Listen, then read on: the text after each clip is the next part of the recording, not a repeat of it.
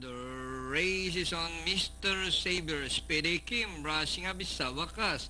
And running by the rally is Royal Fair. Sa wakas followed by Mr. Saber. Speedy Kim. Alongside is sa wakas. Down on the inside Makalalong Conquista Royal. Rushing up Arsenal Dugo. Anak Papato My Ray P Plus. Down on the inside Taste and See Erica's Talent Shades of Red.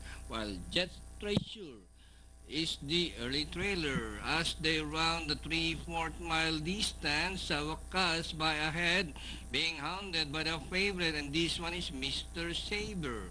Mr. Saber sa wakas fighting it out for the lead. Arsenal is now running in third by some 4 lengths. Royal Fair, Dugo, Anak Papato, and Conquista Royal rushing up is My Ray. Now running in 7th position, this time 6 flat. Rounding the far turn, Mr. Saber by some 4 lengths. Sa wakas, Arsenal, My Ray is on the outside together with Royal Fair.